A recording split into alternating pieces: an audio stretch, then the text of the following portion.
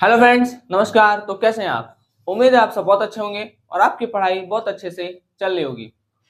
हम लोगों ने कल कक्षा 12th के पॉलिटी में, जो कि हमारा बुक 2 का चैप्टर फर्स्ट था, राष्ट्र निर्माण की चुनौतियां, उसमें हम लोगों ने देखा था कि भाई राज्यों का जो पुनर्गठन हुआ था, दोबारा से जो राज्य बनाए गए थे, ठीक है, उनकी जो सीमाओं का निर्धारण किया गया था वो किस प्रकार से किया गया था। ठीक, तो आज का जो हमारा टॉपिक है वो है राज्यों का पुनर्गठन। ये एक इम्पोर्टेंट टॉपिक है। इसमें मतलब ये जो टॉपिक है आपके बोर्ड एग्जाम के लिए भी इम्पोर्टेंट है और इसमें से कई सारे क्वेश्चंस ऐसे हैं जो कॉम्पिटेटिव एग्जाम में भी डायरेक्ट पूछ लिए जाते हैं। ठीक, तो चलिए, आपका स्वागत है हमारे YouTube channel knowledge with Rishabh पर। पढ़ना स्टार्ट करते हैं राज्यों का पुनर्गठन। देखिए, कल बताया गया था कि जो अंग्रेज थे, अंग्रेज ने यहाँ दान दक्षिणा करने नहीं आए थे। ठीक, अंग्रेज यहाँ दान दक्षिणा यहाँ से लेकर के जाने आए थे, दान दक्षिणा लेने आए थे। ठीक है, तो वो क्या किए कि भाई यहाँ से वो अपना केंद्र ऐसे ऐसे जगह बनाए, है ना, जहां से उनको सुविधा मिले चीजों को उठा करके ले जा, मतलब चीजों को ले जाने में, मतलब अपनी सुविधा के अनुसार उन्होंने प्रशासनिक सीमाएं तय की हुई थी। ठीक, अंग्रेज सब ने अपनी सुविधा के अनुसार अपनी प्रशासनिक सीमाएं बनाई हुई थी। तो बताया गया था कि भाई भारत दो भाग में बटा था, ब्रिटिश भारत और देसी रजवाड़ा। ब्रिटिश भारत वो भारत था जहां पर अंग्रेजों का शासन था, देसी रजवाड़ा वो था जहां पर राजा शासन करते थे, लेकिन राजा भी अंग्रेजों के अधीन रहता था। ठीक, तो ये बातें कल हो चुकी थी। अच्छा, जब देश आजाद हुआ 1947 में, 1947 में, तो अंग्रेजों के द्वारा जो सीमाएं तय की गई थी उनकी सुविधा के अनुसार, तो अब जो गवर्नमेंट आती है वो क्या करती है, वो अंग्रेजों के द्वारा तय सीमांकन को खारिज कर देती है या रद्द कर देती है। कहती है अंग्रेज फंग्रेज का नहीं मानेंगे हम। ठीक है, वो सब गए, ठीक है, वो सब अपना सीमा जो तय किए थे अपने सुविधा के लिए किए थे, अब वो हम मानेंगे, वो हम नहीं मानेंगे। ठीक, हम जो सीमा बनाएंगे वो जनता की सुविधा के अनुसार बनाएंगे। ठीक है, अपनी सुविधा अनुसार नहीं बनाएंगे, सरकार का कहना यह था। तो देखिए, बंटवारे व देशी रियासतों के विलय से भारत की समस्या खत्म नहीं होती है। ठीक है, फिर भारत का बंटवारा हो जाता है जैसा कि आप लोगों ने पढ़ा था। ठीक है, उसके बाद देशी रियासतों का विलय होता है, जिसमें आपको आपके सिलेबस में दो है, जैसे मणिपुर और हैदराबाद, सॉरी, हम हैदराबाद और मणिपुर। ठीक, ये दोनों को पढ़ा था कि भाई यहाँ के निजाम नहीं मान रहे थे तो उनको कैसे मनाया गया, है ना। और मणिपुर की तो जनता जो थी वो राजा पे दबाव बना दी और राजा अंतिम में जाकर के हस्ताक्षर कर देता विलय पत्र पर, जिससे मणिपुर भी भारत में शामिल हो जाता है। ठीक, तो ये दो काम खत्म हुआ तो ऐसा नहीं कि भारत में एकदम शांति छा गया। ठीक है, सब कुछ एकदम अच्छे से पटरी पर आ गया, सारी चीजें होने लगी। अब जो चीजें थी कि भाई जो सीमाएं बनाकर गए थे अंग्रेज, ठीक है, उसको रद्द कर दिए थे, लेकिन जब रद्द करेंगे तो भाई नई सीमा बनानी भी पड़ेगी। ठीक है, तो देखिए, भारतीय प्रांतों की आंतरिक सीमा को तय करना एक बड़ी चुनौती थी। ठीक है, भारतीय मतलब भारत जो था, भारत में कौन सा क्षेत्र कितने सीमा में रहेगा, इस बात को तय करना बड़ा मुश्किल था। ठीक, क्योंकि अच्छा, कांग्रेस के द्वारा 1920 के नागपुर के अधिवेशन में एक बात कही गई थी। ठीक, कांग्रेस के द्वारा 1920 के अधिवेशन में एक बात क्या कही गई थी कि भाई जब भारत देश आजाद हो जाएगा तो हम क्या करेंगे, हम भारत को मतलब हम क्या करेंगे, भाषा के आधार पर यहाँ राज्य बनाएंगे। जैसे जितने एरिया में लोग गुजराती बोलते हैं उतने एरिया को गुजरात बोल दिया जाएगा। ठीक, जितने एरिया में लोग पंजाबी बोलते हैं उतने को पंजाब बोल दिया जाएगा। इस तरीके से उन्होंने बात कही थी कि भाई हम इस तरह से भाषा के आधार पर राज्य बनाएंगे। ये कब कहा गया है? 1920 के नागपुर के अधिवेशन में। अब भारत देश आजाद होता है। जब भारत देश आजाद होता है तो लोग कहते हैं कि भाई आप तो कहे थे कि मतलब आप 1920 के नागपुर के अधिवेशन में आप ये बात कहे थे कि जब भारत देश आजाद हो जाएगा तो हम भाषा के आधार पर राज्य बनाएंगे। ठीक, तो अब तो भारत देश आजाद हो गया तो आप क्या करिए, भाषा के आधार पर राज्य बनाइए। लेकिन सरकार इस बात से मुकर गई। ठीक, अच्छा, मुकरने का भी कारण था, सरकार को लग रहा था कि भाई अभी अभी क्या हुआ है, अभी अभी धर्म के आधार पर बंटवारा हुआ है। ठीक है, तो इतना बवाल हो गया, है ना। समझ में आया? भारत पाकिस्तान में इतना बवाल हो गया, कहीं हम फिर से अगर बांटने की बात करें भाषा के आधार पर, ठीक है, भाई धर्म के आधार पर की बांटे तो इतना दंगा फसाद हुआ। अब अगर हम भाषा के आधार पर बांटे तो कहीं फिर से वही स्थिति दोबारा दोहरा न जाए, रिपीट ना हो जाए। तो इस बात का सरकार को डर था। दूसरा, देशी रियासतों की विलय की समस्याएं भी सामने थी, ठीक। और क्या था, और आपके अभी मतलब अभी बंटवारा हुए बहुत दिन नहीं हुआ था, 1947 में हुआ था, ये सब बातें 1948 के आसपास की हैं, ठीक है। तो बहुत दिन नहीं हुआ था, अभी भी बंटवारे की यादें ताजा थी लोगों में। और फिर से कहीं हम बंटवारे की बात कहें तो लोग भड़क न जाए, है ना, लोग सड़कों पर दंगा फसाद करने पे ना उतारू हो जाए, ठीक है। तो ऐसी मतलब ये सब चीजें गवर्नमेंट को क्या कर रही थी, डरा रही थी। चलिए पहले हम यहाँ तक पढ़ लेते हैं, उसके बाद आते हैं यहाँ। देखिए आप इसी तरीके से अपने कॉपी में लिख भी सकते हैं, ठीक है, जिस तरीके से लिखा गया है। देखिए राज्यों का पुनर्गठन में बंटवारे व देशी रियासतों के विलय से भारत की समस्या खत्म नहीं, ठीक है, वही बोला गया है, भाई बंटवारा हो गया, देशी रियासतें मिल गई, इससे भारत की समस्या अभी खत्म नहीं हुई है, ठीक। समझ में आया। भारतीय प्रांतों की आंतरिक सीमा को तय करना एक बड़ी चुनौती थी। जो भारतीय प्रांत थे उनकी आंतरिक सीमा को फिक्स करना क्या था, एक बड़ी चुनौती थी, ठीक है। समझ में आया। तो भाई कौन सा एरिया मतलब कौन सा जगह कितने एरिया में रहेगा, ये थोड़ा सा दिक्कत वाला बात था, ठीक है, कि किस जगह को कितना मतलब किस राज्य को कितना एरिया दिया जाए, ठीक है, इसको तय करना बड़ा दिक्कत था, ठीक है। कहीं ये ना हो जाए कि भाई उसको इतना दे दिए, ठीक है, और हमको कम दिए हैं, कहीं जमीन वाला मुद्दा भी ना उठ जाए, है ना भाई। एक घर में अगर 10 भाई हैं और किसी को जमीन कम में से मिल जाए तब तो मार हो जाता है, घरबे में हो जाता है, ठीक है।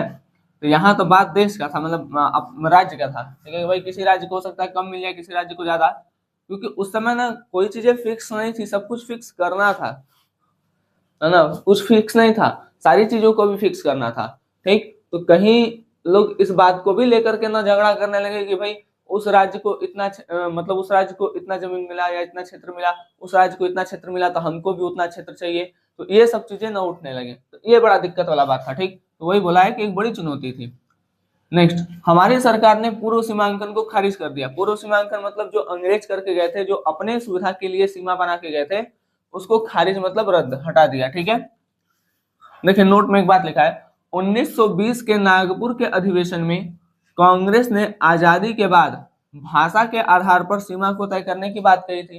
जैसा कि हम आपको बताए थे, 1920 के नागपुर के अधिवेशन में क्या कहा था कांग्रेस ने, और कांग्रेस द्वारा यह कहा गया था कि भाई हम आजादी के बाद क्या करेंगे, भाषा के आधार पर राज्य बनाएंगे, ठीक है। लेकिन दिक्कत तब हुआ जब भाषा के आधार पर राज्य बनाने की बात आई तो पीछे हट गया, ठीक है। अच्छा एक बात और, गवर्नमेंट अपने से पीछे नहीं नहीं हटता है, ठीक है, वो किसी समिति या किसी आयोग के सिफारिश पर पीछे हटता है या कोई भी एक्शन लेता है, ठीक।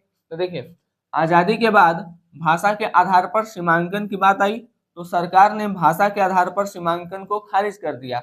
इसके लिए सरकार ने निम्न कारण को बताया, अभी कारण देखते हैं।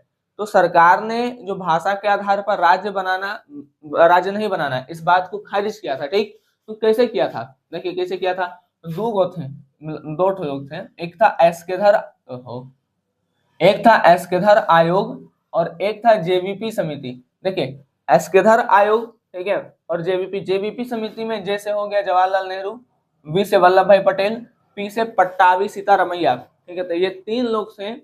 तो गवर्नमेंट को लग रहा था ना कि भाई इन 3 लोग को लोग बहुत मानते हैं, तो कहीं अगर हम इनके नाम पे बना दें तो सम्मान में आकर के लोग कहीं पीछे हट जाए कि ये सब बात ना करे कि भाई नहीं बनाना है, ठीक है। जैसे मान लीजिए आप किसी को बहुत मानते हैं, ठीक है, तो आप उसकी बात को मानेंगे, बात समझ में आया। अगर आप किसी को मानते हैं तो आप उसकी बात को मानेंगे। तो वही फॉर्मूला यहाँ लगाया गया था कि भाई इन नेता लोग को लोग बहुत मानते हैं, ठीक है, बात समझ में आया। जैसे नेताजी लोग को, जैसे जवाहरलाल नेहरू जी को, वल्लभ भाई पटेल जी को, पट्टाभी सीतारमैया जी को, तो इन नेता लोग को लोग बहुत मानते हैं। तो कहीं अगर हम इनके नाम पे बनाएंगे तो ऐसा लगेगा कि भाई इन लोग का ऐसा कहना है, ठीक है, और लोग बात मान लेंगे कि भाई हाँ सही में भाषा के आधार पर राज्य नहीं बनाना चाहिए।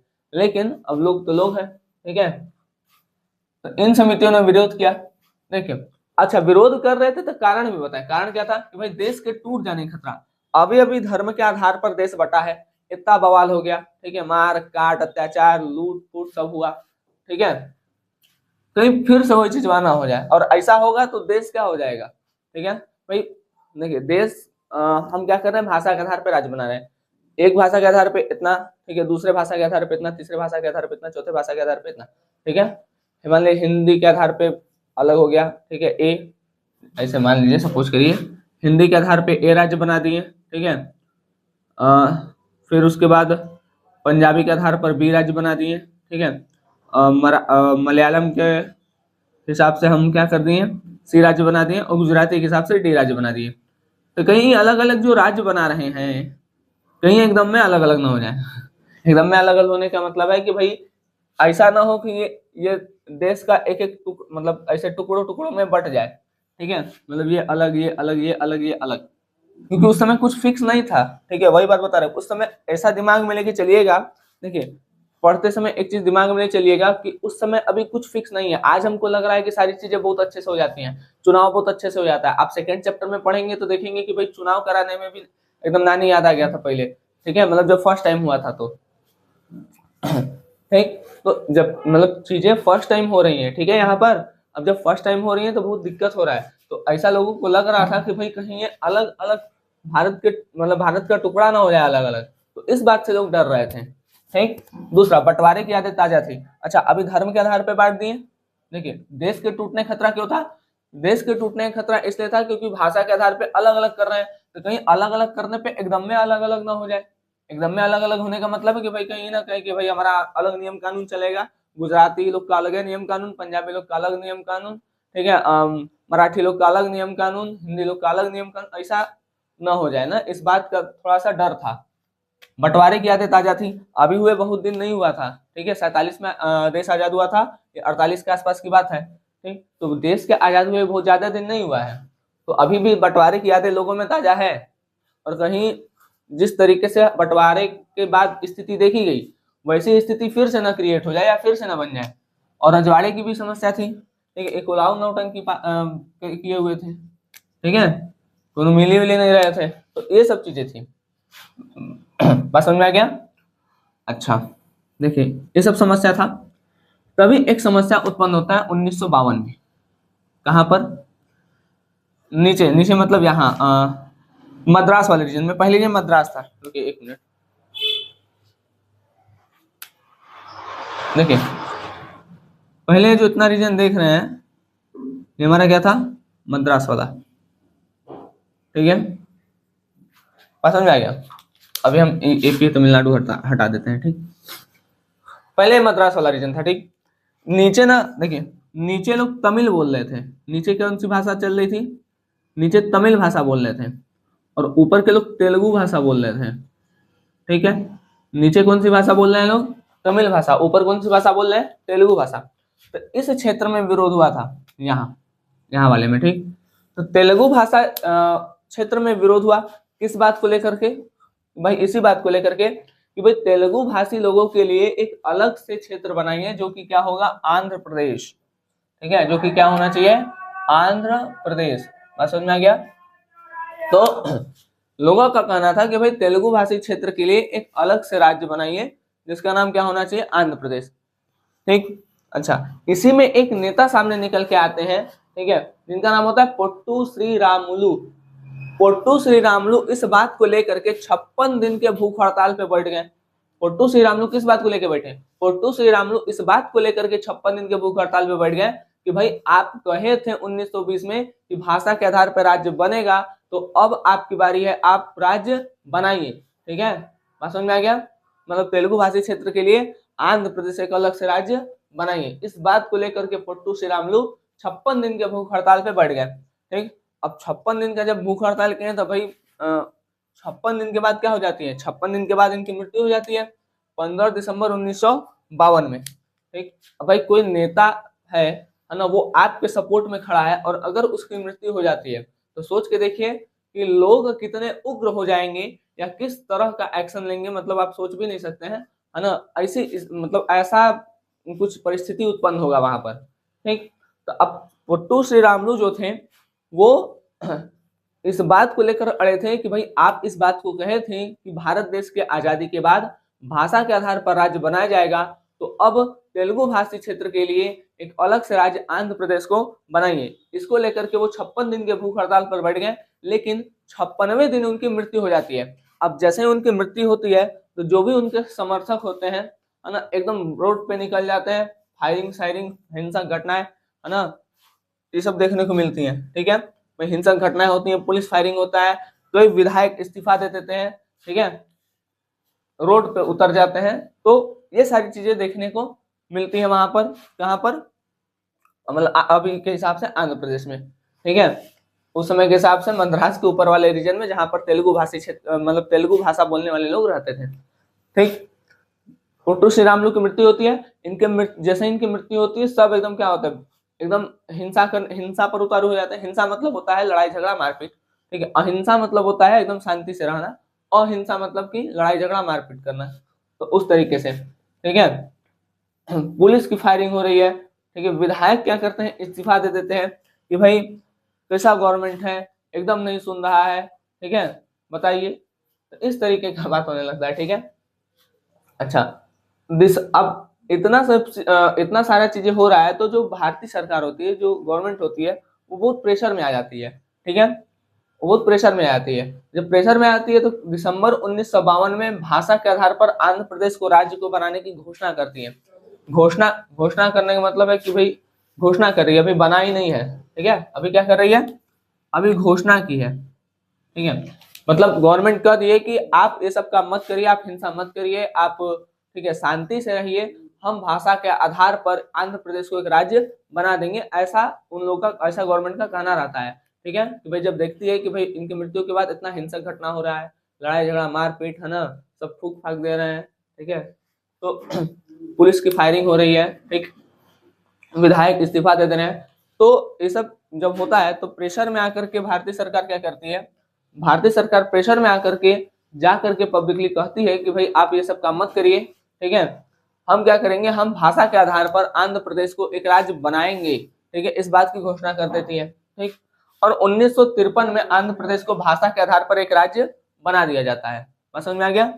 तो 1952 में भाषा के आधार पर राज्य बनाने की घोषणा हो रही है, और ठीक है 1953 में बना दिया जाता है। एक क्वेश्चन पूछता है कि भाषा के आधार पर बनने वाला सबसे पहला राज्य, तो भाषा के आधार पर बनने वाला सबसे पहला राज्य होता है आंध्र प्रदेश, जो कि कब बनता है, 1953 में। ठीक, कब बनता है, 1953 में।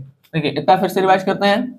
तेलुगु भाषा, यहाँ पर देखिए मद्रास वाला रीजन है, मद्रास वाले क्षेत्र के ऊपर वाले रीजन में तेलुगु भाषा है, नीचे वाले में तमिल भाषा। तो तेलुगु भाषा लोग का कहना है कि भाई हमारे लिए एक अलग से क्षेत्र बनाया जाए जिसका नाम क्या होगा, आंध्र प्रदेश।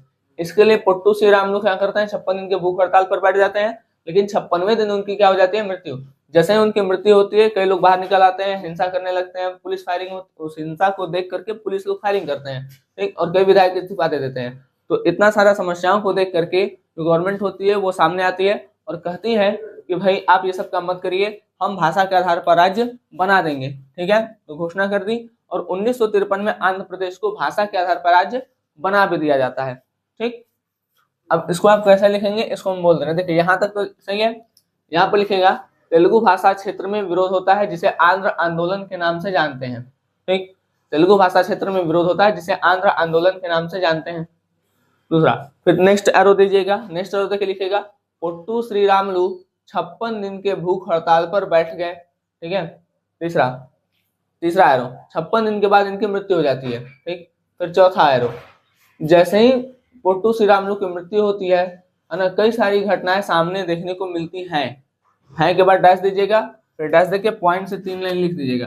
पहला हिंसक घटना है, दूसरा पुलिस फायरिंग, तीसरा विधायकों द्वारा इस्तीफा दिया गया, ठीक है, विधायकों द्वारा इस्तीफा दिया गया। फिर नेक्स्ट एरो दे करके, ठीक है, इन समस्याओं को देख करके सरकार पर दबाव बनता है और सरकार दिसंबर 1952 में भाषाई आधार पर आंध्र प्रदेश को राज्य बनाने की घोषणा करती है। फिर लास्ट एरो, 1953 में आंध्र प्रदेश को भाषा के आधार पर राज्य बना दिया जाता है, ठीक। तो यहाँ पर एक क्वेश्चन पूछता है, अच्छा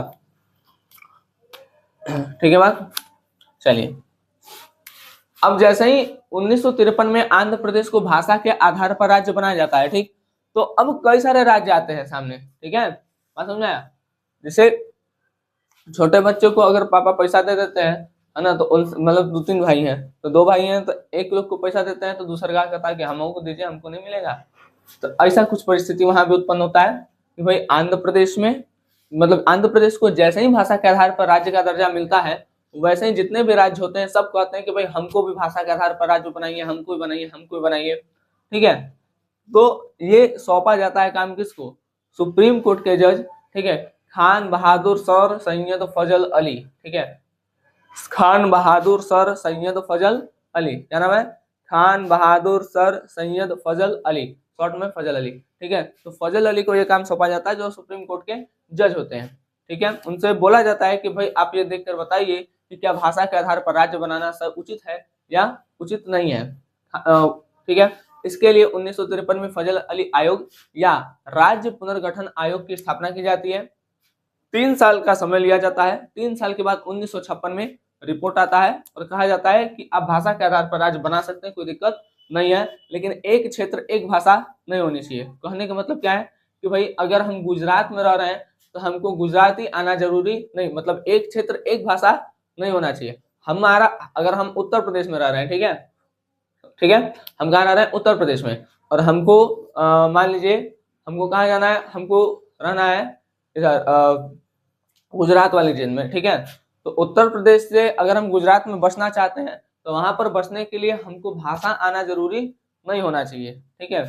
तो ऐसा वहां पर कहा गया था। चलिए इस चीज को अब हम देख लेते हैं, ठीक है, लिखित रूप में। तो इतना आप लोग देखिए, इतना लिखिएगा, ठीक है, जैसे जैसे लिखा है वैसे वैसे आप लोग अपने कॉपी में लिख लीजिएगा, ठीक। चलिए हाँ, 1 मिनट आ रहा है पूरा, साइड में मिटा दें। चलिए देखिए,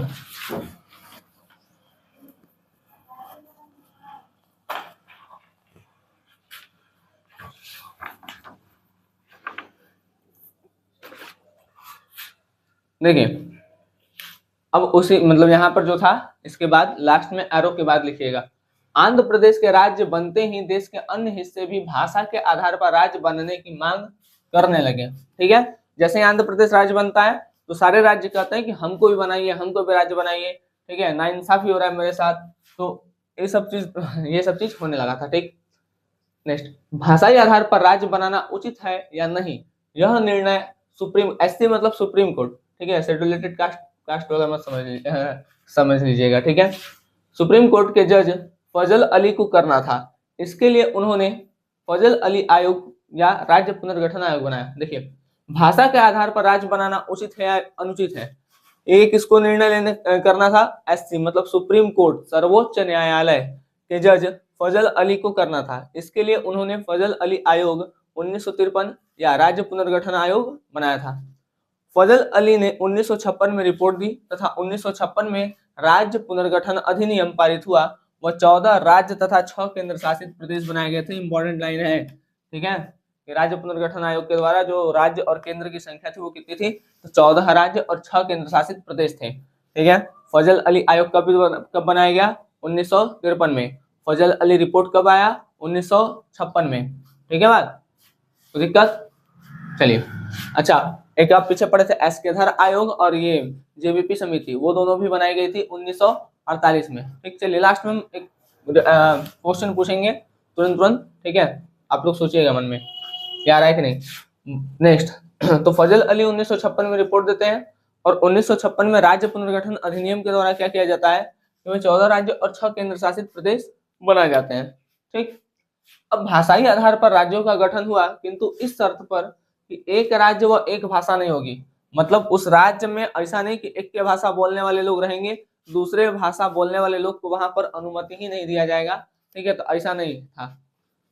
तो 7वां संविधान, अब देखिए भाई फजल अली बोल दिए, ठीक है, फजल अली बोल दिए तो फजल अली के बोलने से क्या होता है, कुछ भी होता है तो संसद में पारित कराते हैं तब लोग उसको मानते हैं, ठीक है।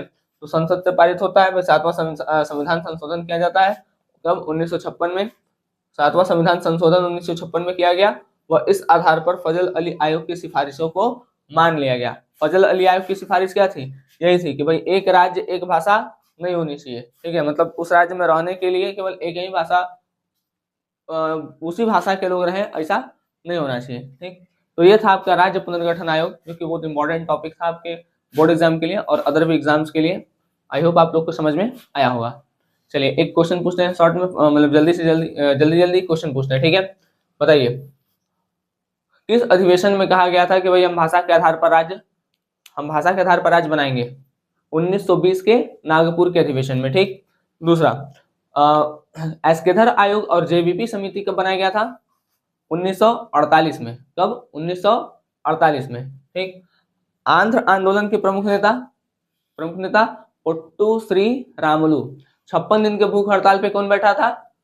कौन? पोट्टू श्री रामुलु। पोट्टू श्री रामुलु किस भाषा, मतलब कौन सी भाषा के लिए विरोध कर रहे थे? विरोध कर रहे हैं कि कौन से भाषा के लिए अलग क्षेत्र की मांग कर रहे थे? तेलुगु भाषा। ठीक है, किस भाषा के लिए?